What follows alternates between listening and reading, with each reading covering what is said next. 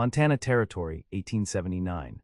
Dust drifted across the main street of Whispering Pines like a restless ghost, stirring beneath the hooves of Xavier Colt's chestnut mare. The town sat uneasy, like most frontier settlements, a collection of wooden structures clinging to civilization against nature's indifference and mankind's worst instincts. Xavier adjusted his white Stetson, shielding eyes the color of mountain lakes from the relentless afternoon sun. At 25, he'd already lived several lifetimes worth of frontier hardship, each experience etching lines around his eyes that belied his youth. Xavier dismounted with the easy grace of a man who'd spent more time in the saddle than on solid ground.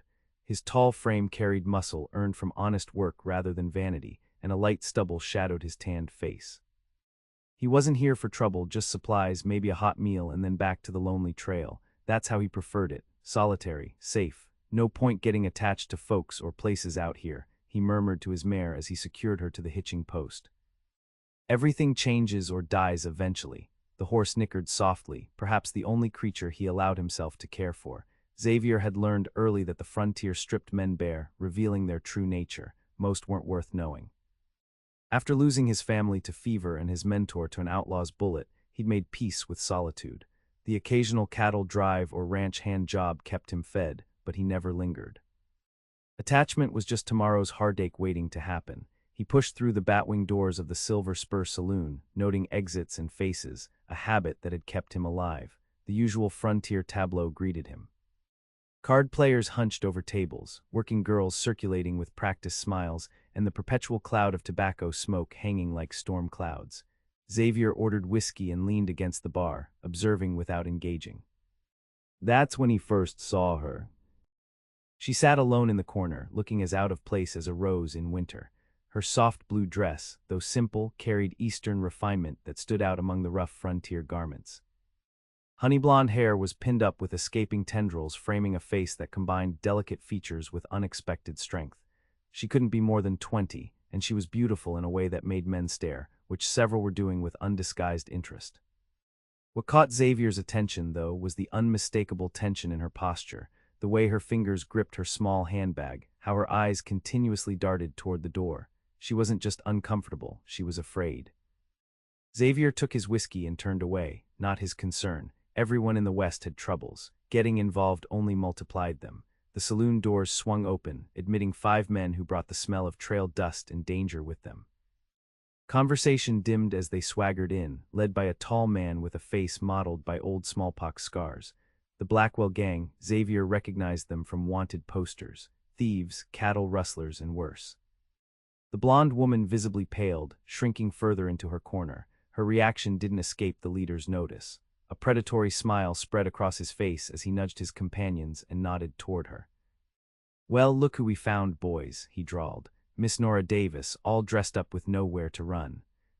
The woman Nora gripped the edge of her table. "Please, just leave me be. I've done nothing to you." "Your pa did plenty," said the leader, advancing toward her. "Figure his daughter might make suitable compensation." Xavier sighed, setting down his untouched whiskey. Walking away would be smarter, simpler. The kind of self-preservation that had kept him breathing, but something in the woman's eyes, not just fear but a flickering defiance, stopped him. "The lady doesn't want your company," Xavier said, stepping between the gang and Nora's table. His voice carried the quiet confidence of a man who rarely spoke but meant every word. 5 pairs of hostile eyes swiveled to him. The leader assessed Xavier's lean frame, the well-worn Colt revolver on his hip, the way he stood, relaxed but balanced. "This ain't your business, cowboy," the leader warned. "Making it my business," Xavier replied evenly. "Why don't you fellas enjoy your drinks elsewhere?" A tense silence fell. The bartender slowly reached beneath the counter, likely for a shotgun. Card players eased away from tables, not wanting to catch stray bullets. The gang leader's hand hovered near his holster. "You willing to die for some girl you don't even know?"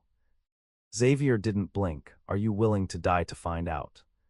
Something in his steady gaze must have registered because the leader hesitated, reassessing the odds. "Come on, boys. We'll settle this another time." He pointed at Nora. "This ain't over, girl. Your pa's debt will be paid one way or another." After they left, the saloon gradually resumed its hum of activity.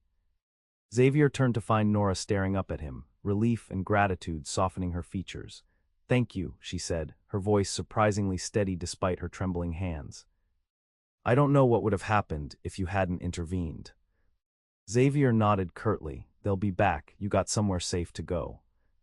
Nora's eyes clouded. I'm staying at the boarding house, but I doubt it's safe now. I arrived on yesterday's stage looking for my father, only to learn she hesitated, passed away 3 weeks ago. I had nowhere else to go, and now these men claim he owed them money. Your pa have a name around here. Henry Davis. He had a small silver claim outside of town. Xavier's expression remained neutral, but he recognized the name. Henry Davis had been known as an honest prospector who'd struck a modest vein last year.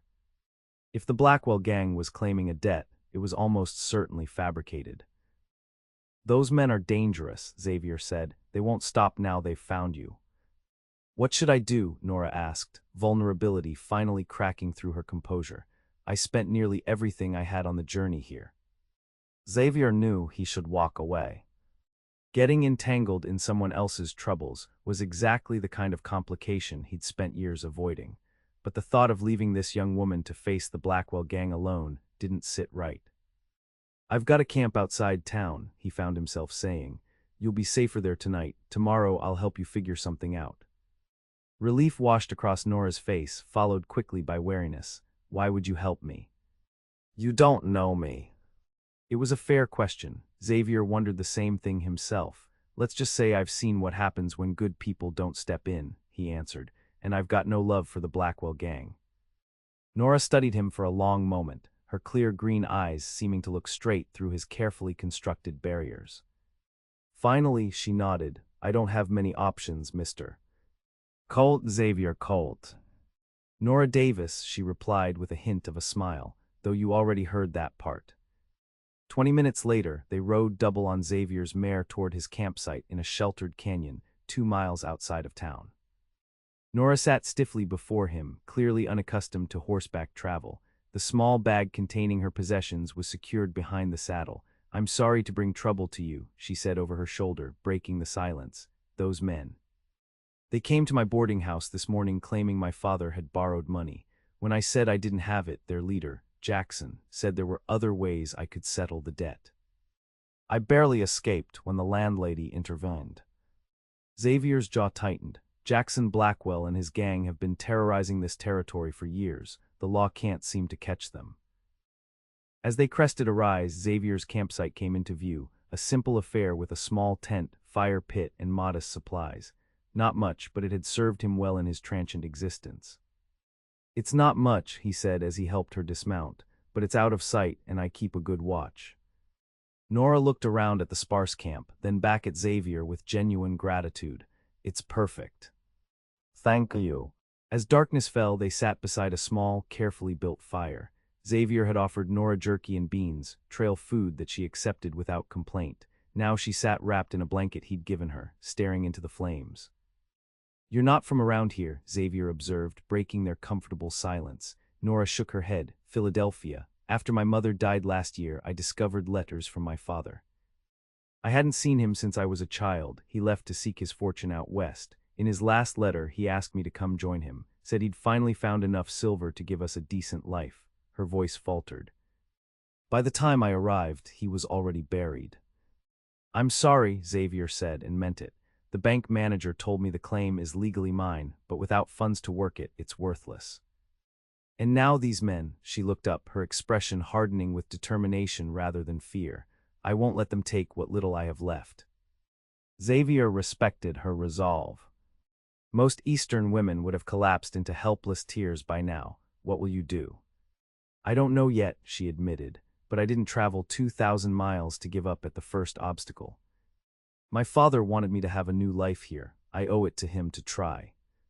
Her words stirred something in Xavier, a recognition of that same stubborn persistence that had kept him going through his own losses. He realized with surprise that he admired her. Get some rest, he said, standing. You can use the tent, I'll keep watch. Nora hesitated. Are you sure? I'm used to sleeping under the stars. She nodded gratefully and retreated to the tent.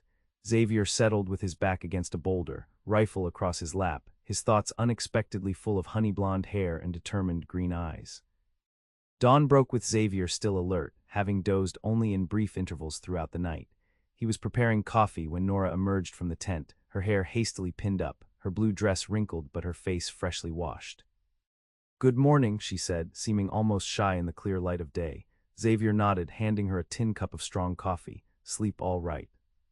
"Better than I expected," she admitted. "No nightmares for once." He raised an eyebrow and she looked away. "Since my mother died, I've been troubled by bad dreams. Anxiety, the doctor called it, said it was common in young ladies of sensitive disposition." Her tone turned bitter. "His solution was laudanum, which I refused." "Sounds wise," Xavier commented. "Seen too many folks lose themselves to that stuff." Nora sipped her coffee, grimacing slightly at its strength. "Do you think those men will come looking for us?" "Eventually," Xavier said honestly, "but they won't find this place easily." "I can't hide forever," Nora said, "and I can't ask you to protect me indefinitely. You must have your own life, your own plans." Xavier shrugged. He had no plans beyond earning enough to keep moving, no destination in mind, no roots to put down. "We need to figure out what they really want," he said instead. "The Blackwell gang doesn't waste time on small debts. There's something more to this." "The claim," Nora realized, her eyes widening. "What if my father's silver mine is worth more than the bank manager let on? What if Jackson Blackwell knows it?" It made sense, a common frontier scheme: intimidate rightful owners off valuable land, then swoop in to claim it. "We need to see that claim," Xavier decided. "If there's something worth fighting for, we should know it." "Wait?" Nora asked, surprise evident in her voice. Xavier hadn't meant to say it that way. He'd spent years avoiding entanglements, keeping people at arm's length, yet here he was, voluntarily extending his involvement in this woman's troubles. "Figure I've already picked my side," he said gruffly. "Might as well see it through." The look of gratitude she gave him was more warming than the morning sun.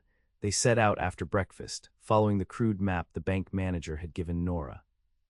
The Davis claim lay in a narrow valley about 5 miles from town, not particularly remote by frontier standards, but isolated enough that cries for help would go unheard. The small cabin that Henry Davis had built stood weathered but solid, with a covered mine entrance visible on the hillside behind it. Everything was quiet, but Xavier approached cautiously, hand near his revolver. "Wait here," he told Nora, dismounting. He checked the cabin first, a simple one-room structure with basic furnishings. A quick survey showed signs of recent habitation, but nothing suggesting violence had occurred here. Next, he examined the mine entrance, noting the sturdy timber supports and rail cart tracks. Henry Davis had known what he was doing. "It's clear," he called to Nora, who quickly joined him. She entered the cabin slowly, running her fingers over the rough-hewn table. "He lived here," she said softly, "all those years while I grew up without him." Xavier gave her space, understanding the complex emotions of confronting a lost parent's life. His own father's belongings had been sold to pay for medicine that ultimately failed to save him. "I need to see the mine," Nora said suddenly, straightening her shoulders. "If I'm going to understand what these men want, I need to see everything." Xavier hesitated. Mine shafts could be dangerous, especially those abandoned for weeks, but the determination in Nora's eyes told him she wouldn't be dissuaded. "Stay close to me," he said, lighting a lantern he'd found in the cabin. The mine tunnel extended about 50 feet into the hillside before opening into a larger chamber where the vein had been worked. Xavier examined the walls carefully, noting the silver streaks embedded in the rock. He wasn't a mining expert, but he'd worked enough claims to recognize potential. "This is a solid vein," he said, surprised.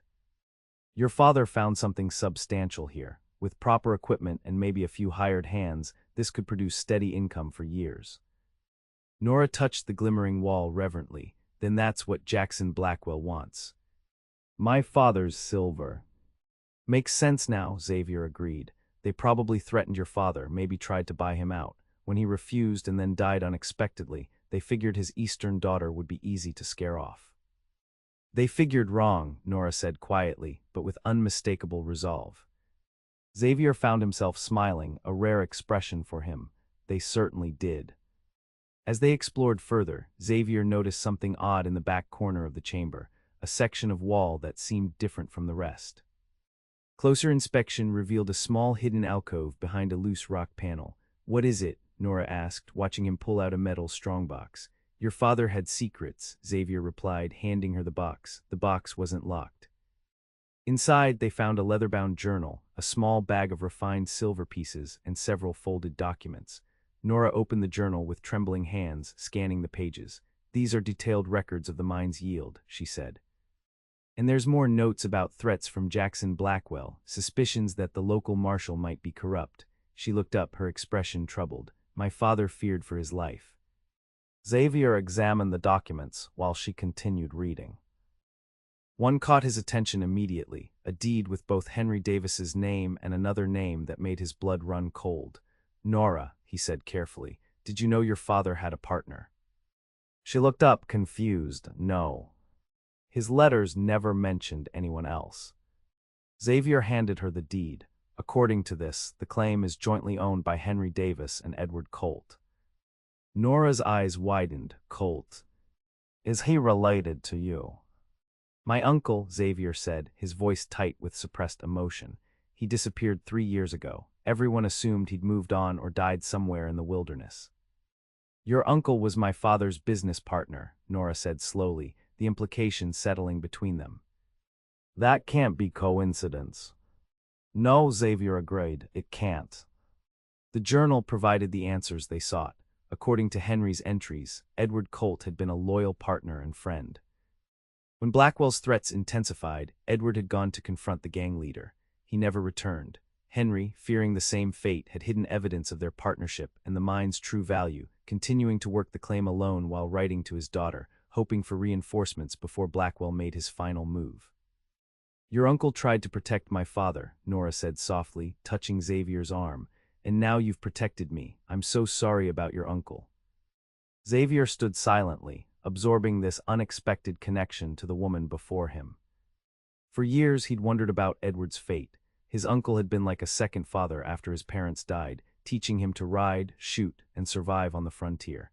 His disappearance had been the final blow that convinced Xavier attachments only led to pain. "We should go," he said finally. "It's not safe to stay here. Blackwell's men could check this place any time." They gathered the strongbox contents and left, securing the cabin behind them.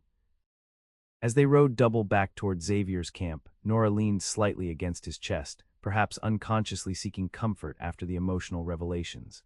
Xavier found himself unexpectedly attuned to her presence, the light floral scent of her hair, the way she fit perfectly before him in the saddle.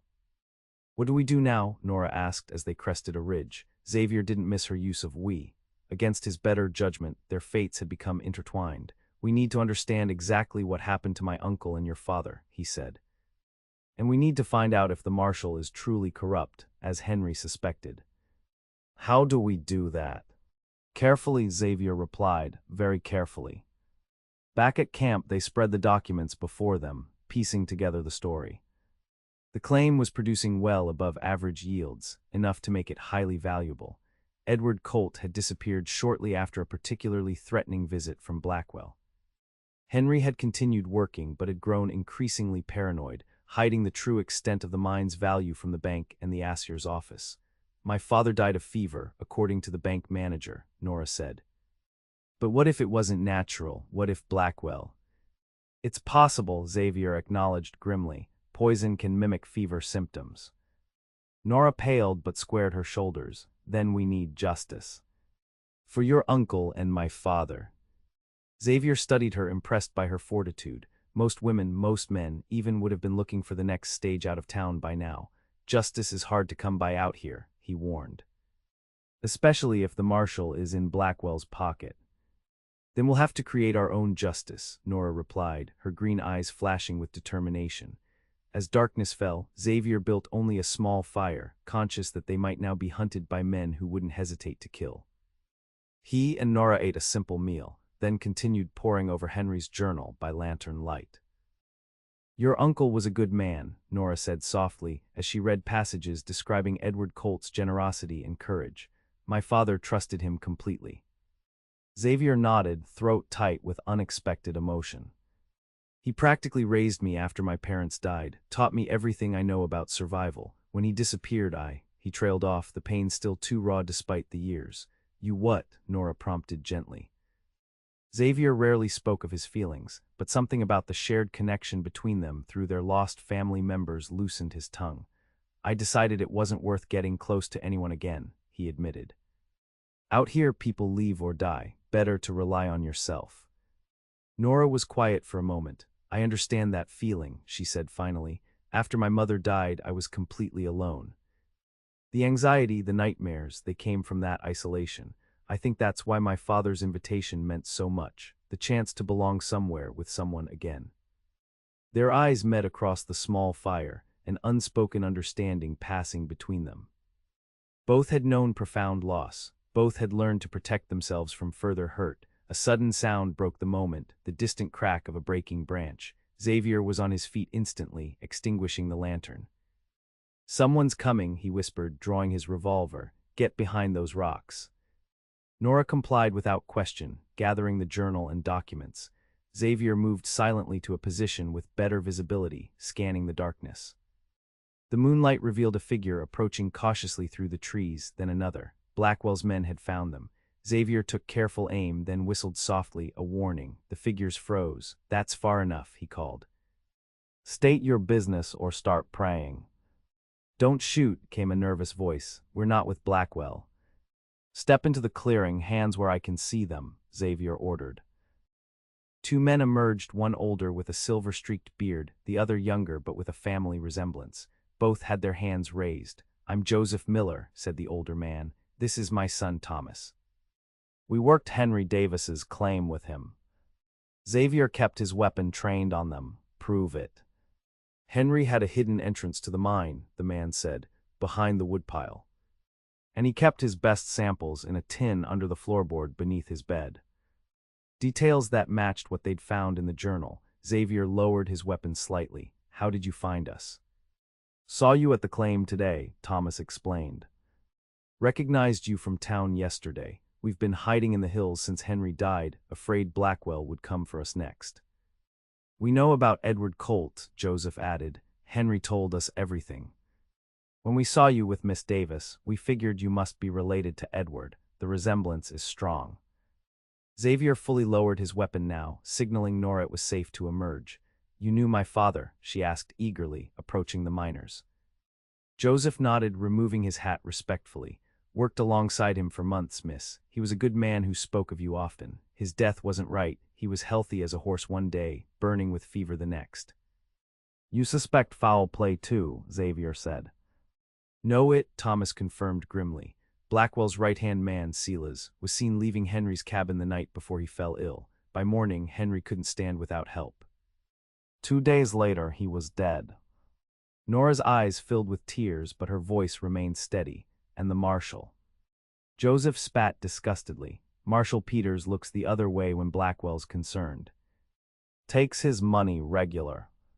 We came to warn you, Thomas continued. Blackwell knows you took Miss Davis. They're offering $50 for information on your whereabouts, planning to hit your camp at dawn. Xavier's mind raced. They needed to move immediately, find safer ground, but where? You still have Henry's map, Joseph asked. The complete one. Nora looked confused. I only have what the bank manager gave me. Joseph shook his head. Henry had another map, showed all the hidden caves and passages in these hills. Places to hide if trouble came. Edward helped him make it. It might be in the cabin somewhere, Xavier suggested.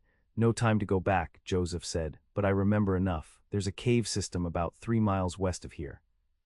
Tight entrance but opens up inside. Good defensive position, with a back way out if needed. Xavier made a quick decision. We'll head there now. You're welcome to join us. The Millers agreed readily, and within 20 minutes, the small group was moving through the darkness. Xavier led with Nora behind him, the Millers bringing up the rear.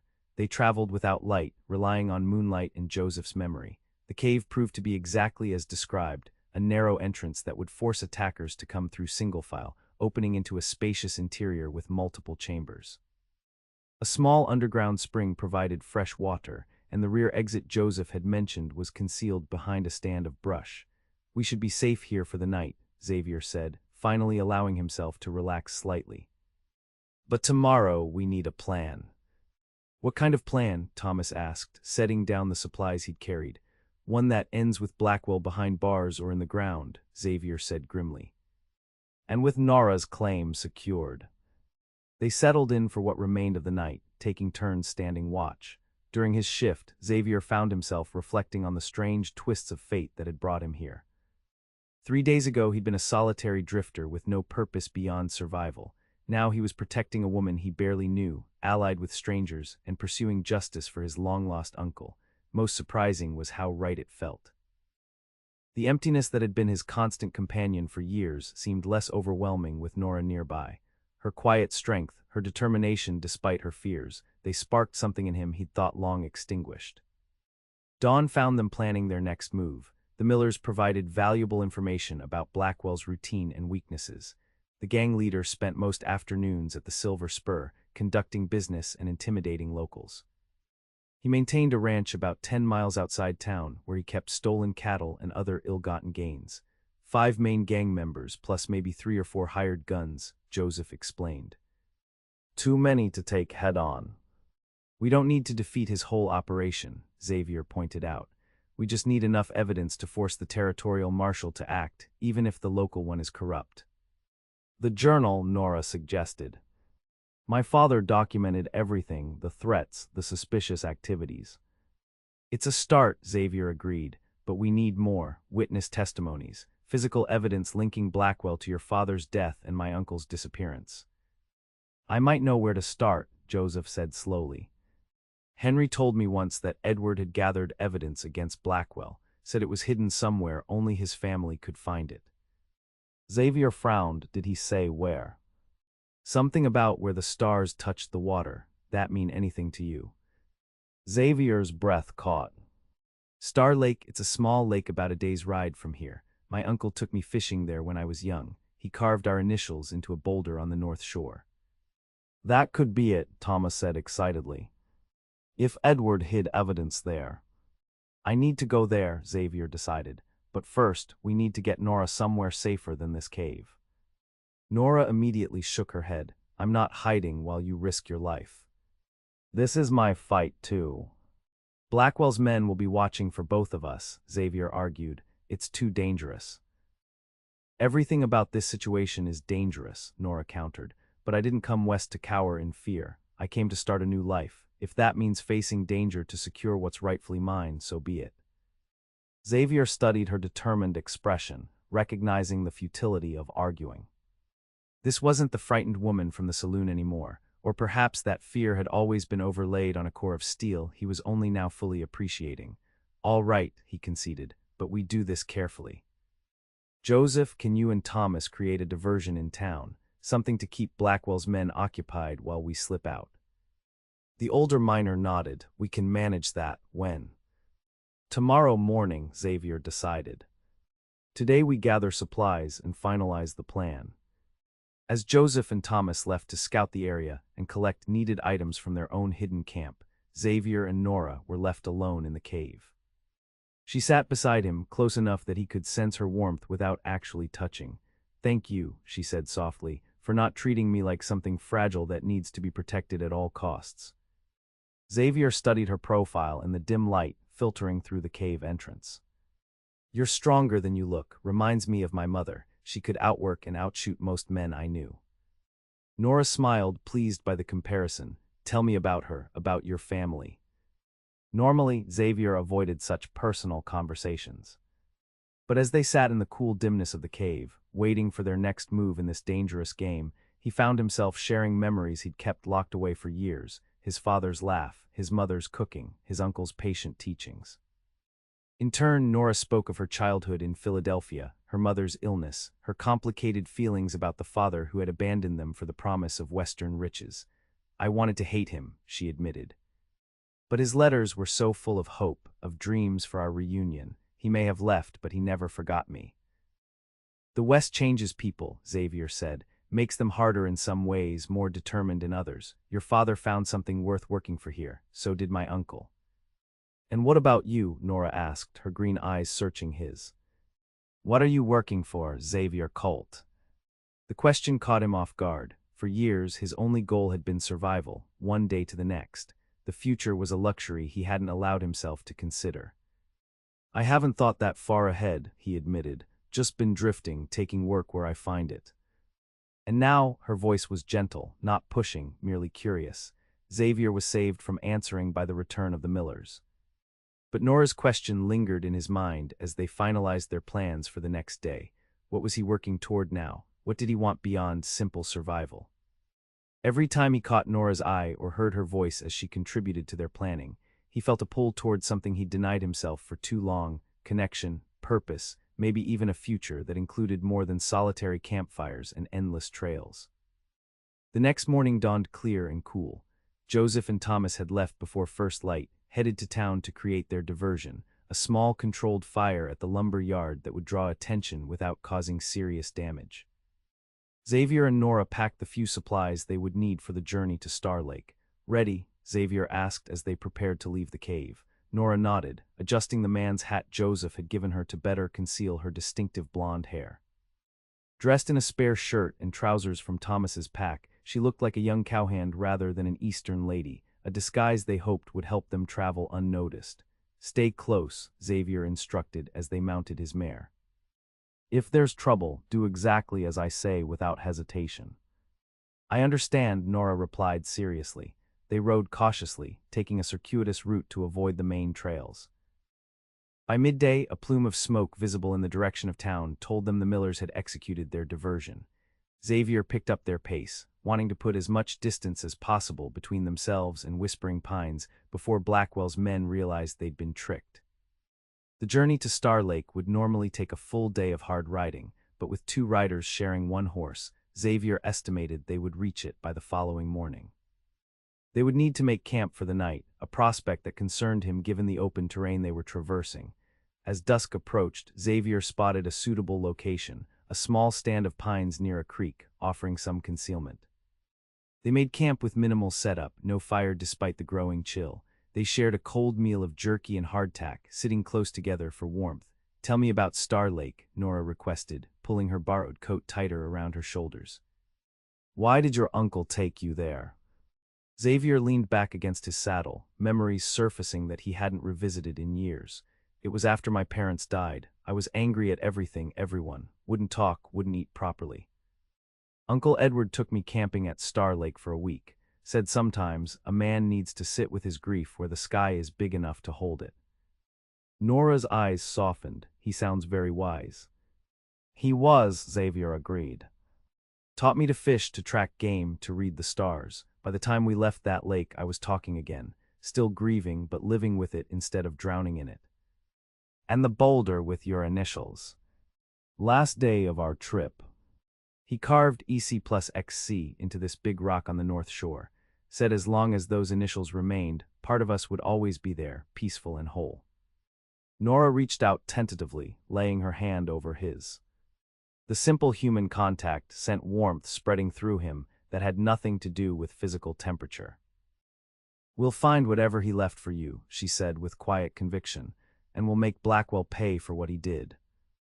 Xavier turned his hand to clasp hers, a gesture that felt simultaneously foreign and completely natural. Get some sleep, he said gently. I'll take first watch. Nora nodded but didn't immediately move away. Instead, she leaned forward and pressed a soft kiss to his cheek. Good night, Xavier, she whispered before retreating to her bedroll. Xavier sat stunned, his cheek tingling where her lips had touched. It had been so long since anyone had shown him simple affection that he hardly knew how to respond. He watched as she settled beneath her blanket, her breathing gradually slowing into sleep. For the first time in years, Xavier Colt allowed himself to imagine a future that wasn't solitary, one that perhaps included green eyes and honey blonde hair, a silver mine, and a place to finally stop running. The thought should have terrified him. Instead, it filled him with a cautious hope he'd long forgotten existed. Morning brought a landscape transformed by overnight rain, muddy trails, and swollen creeks that slowed their progress. Xavier pushed on determinedly, knowing Star Lake lay just beyond the next ridge of hills. By midday, they crested the final rise, and the lake spread before them, a perfect blue oval cupped in the hands of surrounding mountains. It's beautiful, Nora breathed, taking in the pristine scene. Xavier nodded, emotion tightening his throat. The lake looked exactly as he remembered it, untouched by time or human interference. He guided the horse down the slope toward the north shore, memories flooding back with each familiar landmark they passed. There, he said finally, pointing to a massive boulder jutting out over the water. That's where we need to look. They dismounted, Xavier helping Nora navigate the rocky shore. The boulder stood as he remembered, weathered by seasons but unmistakable. On its lake-facing side, the carved initials remained visible, EC+XC, the cuts deeper than he recalled, as if his uncle had returned to deepen them after their visit. What are we looking for exactly? Nora asked, examining the rock. I'm not sure, Xavier admitted, running his hands over the boulder's surface, a hiding place of some kind. They searched methodically, checking for hollow spaces, loose sections, anything unusual. After nearly an hour, Xavier sat back on his heels, frustrated. It has to be here. This is where he would have put it. Nora stood at the edge of the boulder, looking out over the lake. You said the clue was where the stars touched the water. Could it be more literal than we thought? Xavier joined her at the edge, following her gaze. The midday sun reflected off the lake's surface in glittering points of light, like stars scattered across the water. At night, he said slowly, the stars reflect perfectly in the lake here. It's why we named it Star Lake, the real stars above, their reflections below. Nora pointed to where the boulder extended out over the water. What about under there, where the rock meets the water? Xavier immediately dropped to his stomach, leaning over the edge to examine the underside of the boulder. There, just at the waterline, he spotted it, a small metal box wedged into a natural crevice, partially submerged. You found it, he said, reaching down to extract the container. It was a challenge to retrieve without falling into the lake, but he managed to work it free and pull it up. The box was waterproof, similar to the one they'd found at Henry's claim, but smaller. Xavier opened it with trembling hands. Inside lay an oilskin-wrapped packet of papers, a small leather pouch, and a folded letter addressed simply to nephew. Xavier handed the papers to Nora while he unfolded the letter, his uncle's familiar handwriting sending a pang through his heart. Xavier, if you're reading this, I've likely met with misfortune. I've uncovered evidence of Jackson Blackwell's operation, cattle rustling, claim jumping, and worse. My partner Henry and I have been threatened, and I fear Blackwell won't stop until he controls our claim.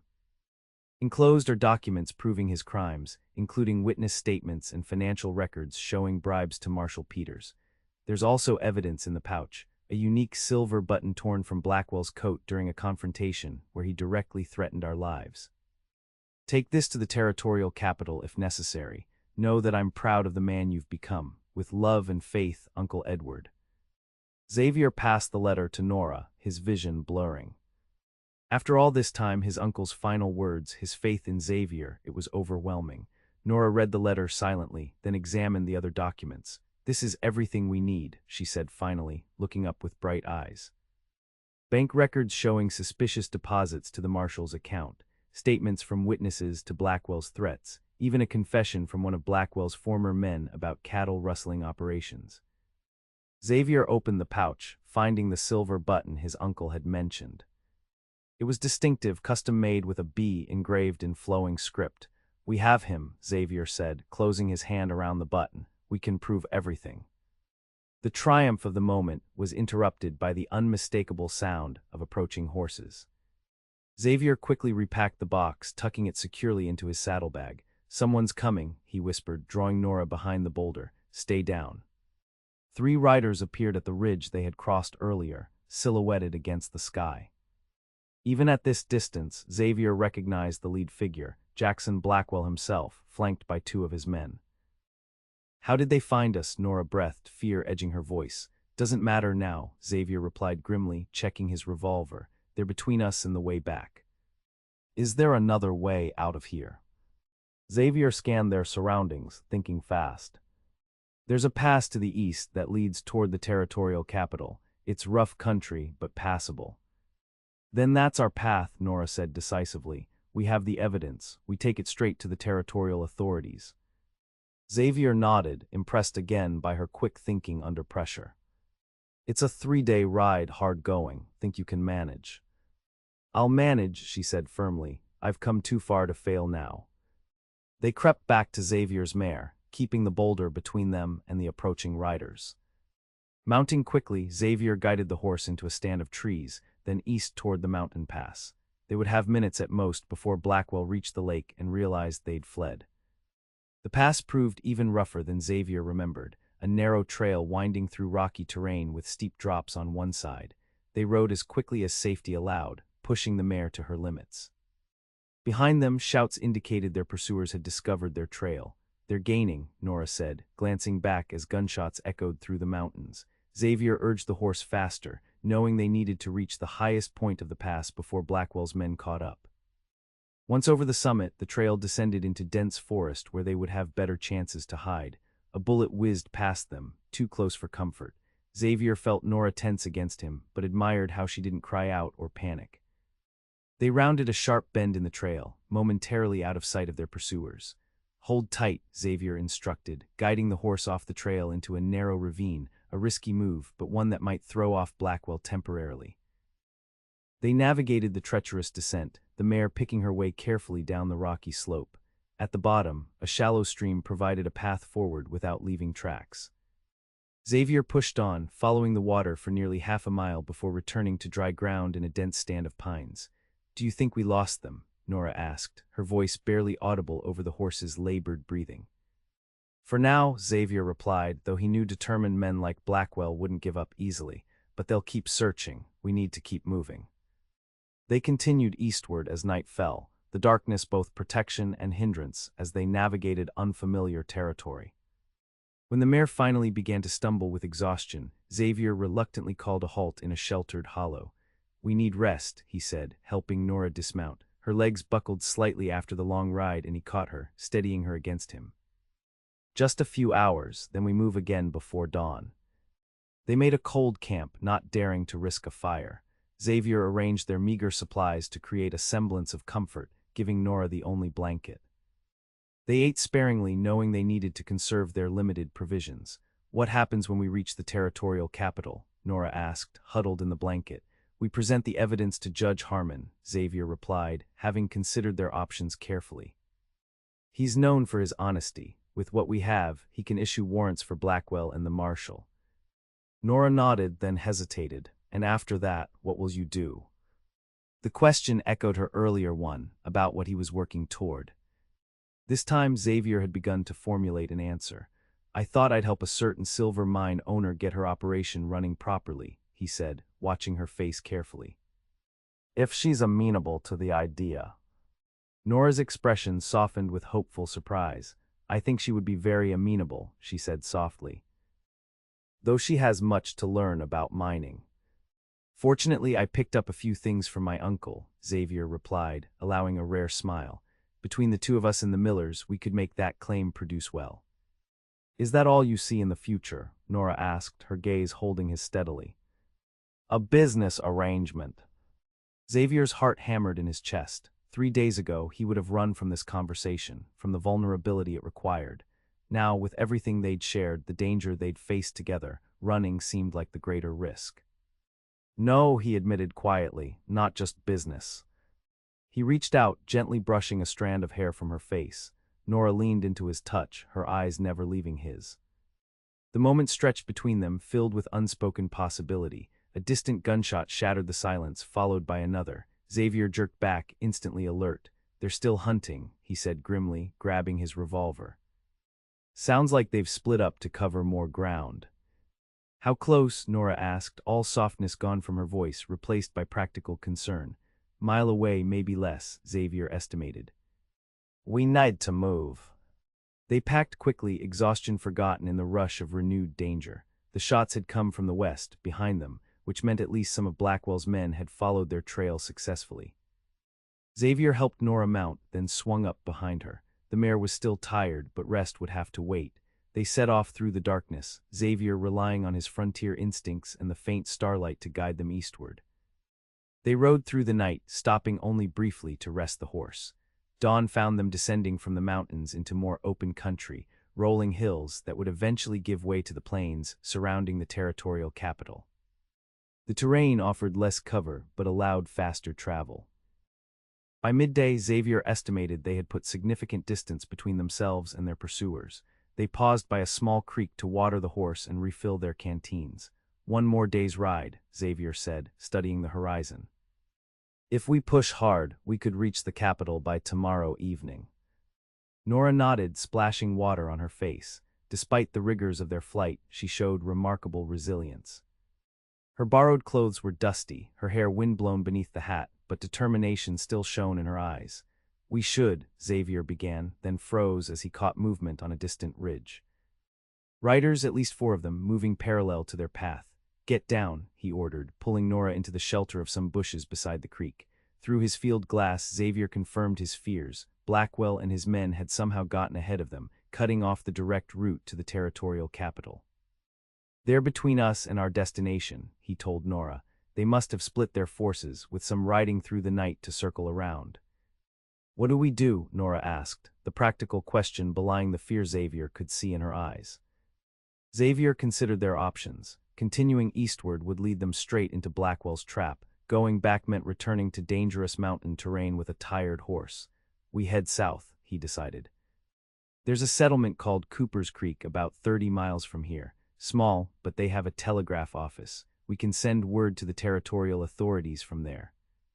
Nora agreed, and they set off southward, keeping to low ground where possible to avoid being silhouetted against the horizon.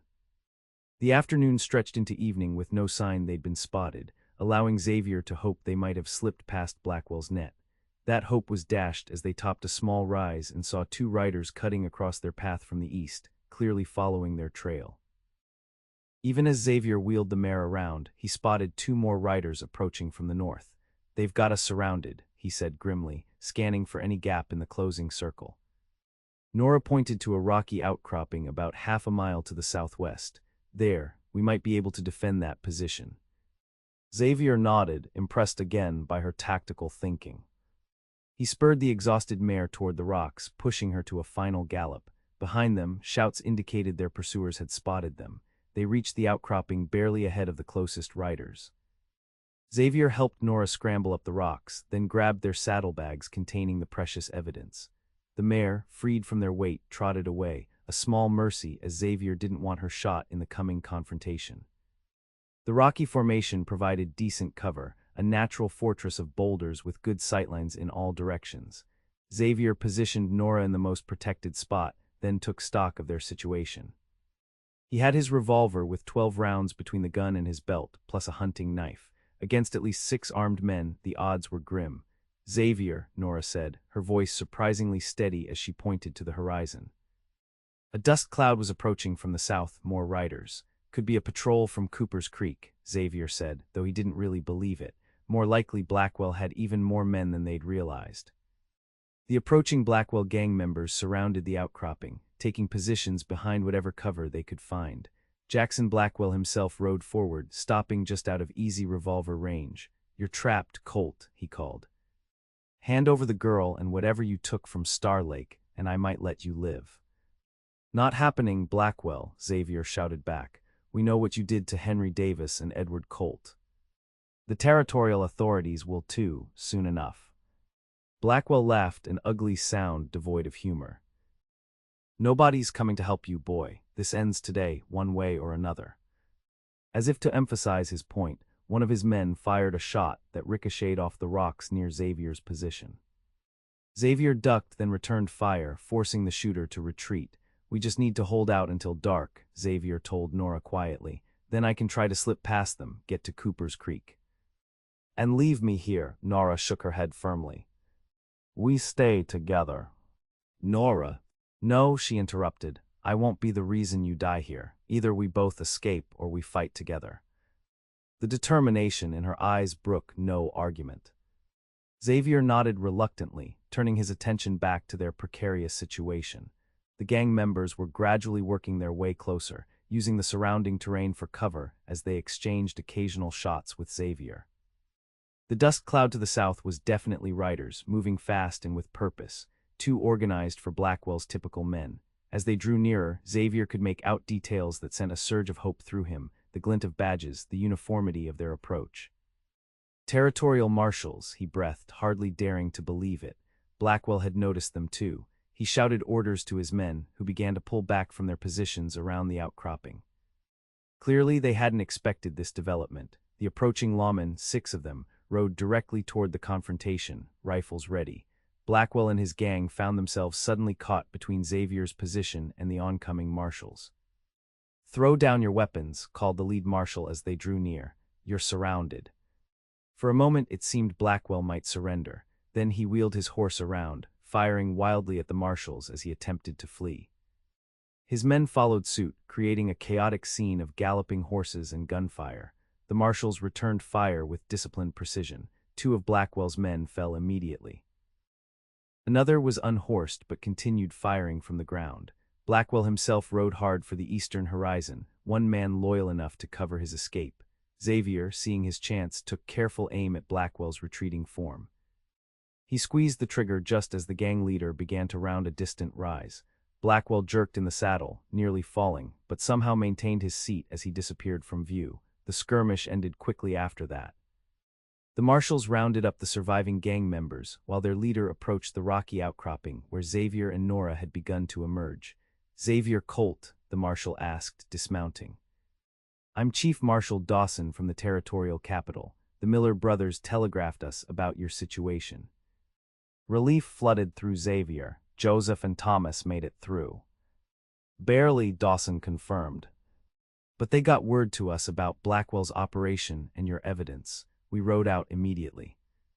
Xavier introduced Nora, who still clutched the saddlebag containing Edward Colt's evidence. "We have everything here," she said, handing over the documents. "Proof of Blackwell's crimes, including the murder of my father and Xavier's uncle." Marshal Dawson reviewed the materials with growing satisfaction. "This is exactly what we've needed. Blackwell's been a thorn in the territory's side for years, but we could never pin anything solid on him." "Blackwell got away," Xavier pointed out, frustration evident in his voice. "I winged him, but he's still out there." "Not for long," Dawson assured him. "He's wounded, and we know his usual hideouts. With Marshal Peters exposed as corrupt, Blackwell's lost his protection. His days are numbered." As they rode toward Cooper's Creek with the marshal's escort, Xavier felt the tension of the past days begin to ease. Beside him, Nora rode with her head high despite her exhaustion, occasionally casting glances his way that rekindled their interrupted conversation from the previous night. "What happens now?" she asked softly when they had a moment of privacy during a brief rest stop. Xavier looked at her, really looked at the remarkable woman who had entered his life just days ago and somehow changed everything. Her borrowed clothes were dusty, her face smudged, yet she had never seemed more beautiful to him. "Now," he said, "we finish what we started, see justice done for your father and my uncle." Then he took a breath, stepping into vulnerability that no longer felt as threatening as it once had. "Then I was hoping we might see about that silver mine, together." Nora's smile was like sunrise after the longest night. "I think that sounds like a fine plan, Mr. Colt." Xavier reached out, taking her hand in his. "I've spent years believing attachment only leads to pain, that caring for someone means eventually losing them." "And now?" Nora asked, echoing her question from before. "Now I think some things are worth the risk," he replied simply. 3 weeks later, Xavier stood on the porch of the newly repaired cabin at the Davis Colt silver mine, watching the sunset paint the valley in gold. Behind him, the sounds of dinner preparations and conversation filtered through the open door, Nora and the Millers discussing the day's work at the mine, which was already showing promising yields under their combined efforts. Word had reached them yesterday that Jackson Blackwell had finally been captured near the territorial border. He would stand trial for multiple murders, including those of Henry Davis and Edward Colt, whose remains had been found buried on Blackwell's ranch. Marshal Peters was already in custody, having confessed to years of corruption once confronted with the evidence. The justice Xavier had sought for his uncle had been achieved, yet it felt like only the beginning of something rather than an end. Each day at the mine brought new challenges and satisfactions. The future stretched before him not as an empty trail to be wandered alone, but as a path to be built deliberately with purpose. "Penny for your thoughts?" Nora asked, stepping out to join him on the porch. She had abandoned her Eastern dresses for more practical frontier attire, though she still managed to look both beautiful and feminine in her simple blouse and skirt. Just thinking how much has changed, Xavier replied, making room for her beside him. A month ago I was convinced I'd spend my life alone.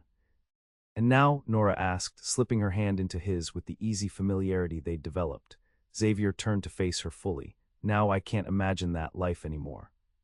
You've shown me there's more to living than just surviving.